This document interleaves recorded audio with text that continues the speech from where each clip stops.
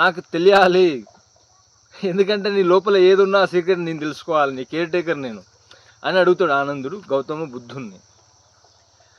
గౌతమ బుద్ధుడు ఆనందుని చూస్తాడు, ఆనందునికి ఎట్లా చెప్తే ఈజీగా అర్థమవుతుంది అని.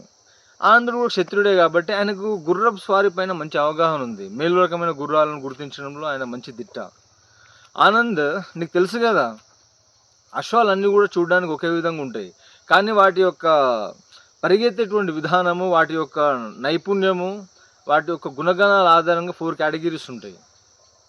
ఒక రకమైన గుర్రం ఉంటుంది, దానికి రౌతు జస్ట్ ఇషారా చేస్తేనే అది పరిగెడుతుంది. ఇంకొక రకమైన గుర్రం ఉంటుంది, సెకండ్ కేటగిరీ, దానికి రౌతు చేతులు ఉన్నటువంటి ఆ చెర్లకూల ఆ హంటర్ని ఒకసారి ఇట్లా విదిలిస్తే పరిగెడుతుంది, అది సౌండ్ చేస్తే పరిగెత్తాలేమో అని పరిగెడుతుంది. ఇంకా మూడో కేటగిరీ, ఆ చెర్లకూలతో దాన్ని ఒక దెబ్బ వేస్తే ఓహో వెళ్ళాలేమో ఇప్పుడు ఇక బయలుదేరాలని చెప్పేసి అది అప్పుడు పరిగెత్తుతుంది.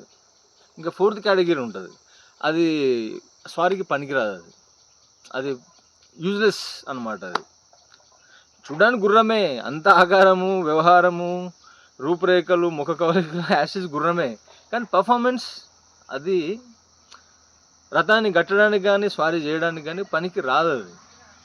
ఆ విధంగా ఈ 4 రకాల గుర్రాలు ఉన్న విధంగానే మనుషుల్లో కూడా ఈ కేటగిరీస్ ఉంటారు. నా ముందు కూర్చున్నటువంటి వ్యక్తి ఆయన వాస్తవానికి సాధకుడు, ఆయన బోధిసత్వుడే. ఆయనకి నేను చెప్పే అవసరం లేదు, నా యొక్క సైలెన్స్లోనే ఆయనకు అన్ని విషయాలు అర్థమైపోయినాయి, ఆయన క్వశ్చన్స్ అన్నిటికీ ఆన్సర్ వచ్చేసింది. కాబట్టి ఆయన కృతజ్ఞతతోటి ఆయన కళ్ళల్లో ఆనంద బాష్పాలు మరియు ఆయన ముఖంలో ఒక గ్రాటిట్యూడ్ అనేది కనిపించింది, అది నువ్వు చూసినావు. అర్థమైందా ఆనంద్ అంటే అర్థమైంది బుద్ధ అని చెప్పి వస్తాడు ఆయన. ఈ విధంగా మనుషుల్లో కూడా ఉంటారు, చూడడానికి అందరు సేమే ఉన్నా కానీ వాళ్ళ వాళ్ళ క్యాపబిలిటీస్ అనేవి వేరు ఉంటాయి.